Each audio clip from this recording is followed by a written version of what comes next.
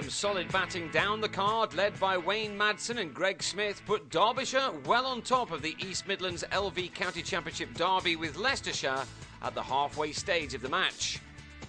The game was actually well balanced at the end of the first day, with Derbyshire resuming on 101 for 4, 129 runs behind, but they made an excellent start to the second day as Madsen reached his 50. He was missed shortly afterwards, a stumping chance, and he made Leicestershire pay for that as he and Smith built a very useful stand which would eventually take their side well into the lead. And there were some excellent shots on show, especially from Smith, who started this summer in very good form, having begun it with 100 against Gloucestershire in Bristol last week. That was in a losing cause, but the way he and Madsen were starting to bat here, this was anything but. He played his shots all around the wicket, scoring his runs at a very good rate with a host of boundaries. Indeed, his 50 came off his 65th ball after 85 minutes at the crease. Madsen was growing in confidence too, and this maximum brought up both the 100 partnership and the first batting bonus point for the home side. He then moved to his own milestone by clipping Jigger Nate through mid-wicket to bring him the 3 runs he needed to reach his first ton of the summer, and it was the 9th of his first-class career. This one had taken him 189 balls, his second 50 of 76. Lunch came and went without a wicket falling in what was a poor morning in the field for the visiting side, and both batsmen, now well set, looked ready to bat throughout the afternoon as well as the boundaries kept on coming.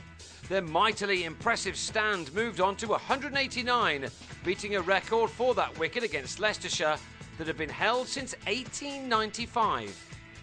Then, finally, Leicestershire found something to smile about. Madsen could hardly believe that his firmly struck sweep shot had been held at square leg by James Taylor.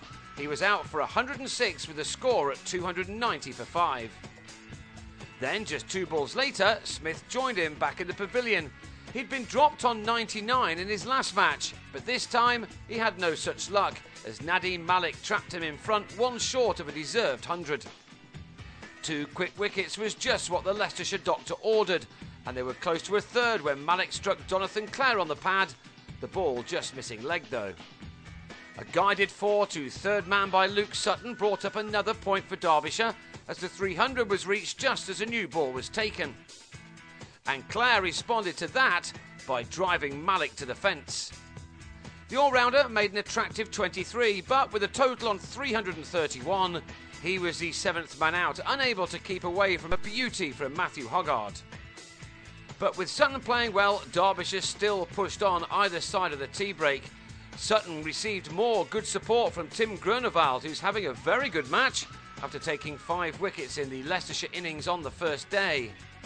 The pair had added another 50-run stand to take Derbyshire to 386 when Sutton was the 8th man to go for 44 as Claude Henderson took a catch off his own bowling. But still, the disheartened Leicestershire couldn't finish things off as Groenewald had some fun late in the day.